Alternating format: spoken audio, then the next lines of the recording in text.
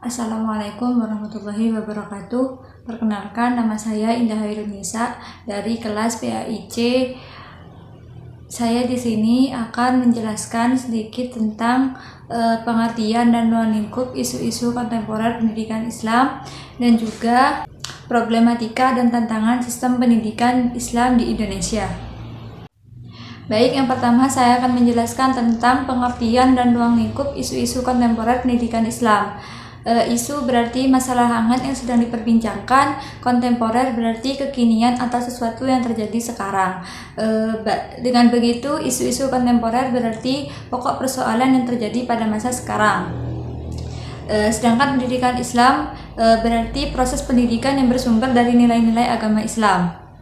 Hakikat pendidikan Islam berarti proses membimbing dan mengarahkan perkembangan anak didik agar menjadi manusia yang dewasa.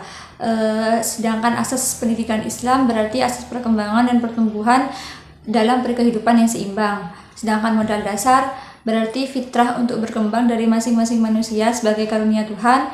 Sasaran strategisnya yaitu menanamkan dan mengembangkan nilai-nilai agama dan ilmu pengetahuan.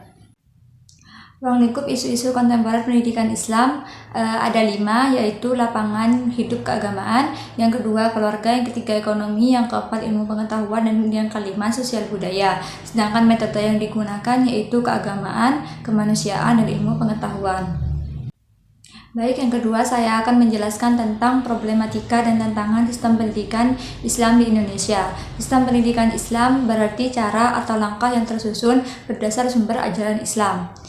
Problematika sistem pendidikan Islam di Indonesia dibagi menjadi 3. Yang pertama, problematika ontologi, yang kedua, problematika epistemologi, dan yang terakhir, problematika aksiologi. Problematika ontologi dibagi menjadi 3. Yang pertama, masalah dasar, yang kedua, masalah struktural, dan yang ketiga, masalah operasional. Sedangkan solusi dari problematika ontologi di sini ada 2. Yang pertama, mengarahkan kurikulum agar lebih banyak memberi peserta didik berhubungan langsung dengan objek, dan yang kedua, ditanamkan pengetahuan tentang hukum.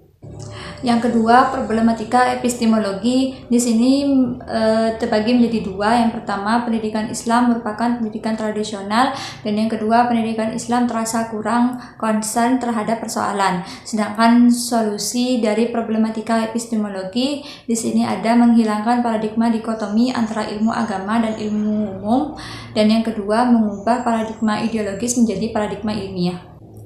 Problematika aksiologi di sini ada tujuan pendidikan Islam kurang berorientasi pada nilai-nilai kehidupan sekarang dan pudarnya doktrin pendidikan Islam. Sedangkan solusi dari problematika aksiologi yang pertama, pengembangan sistem pendidikan Islam diarahkan pada terwujudnya kondisi mental moral.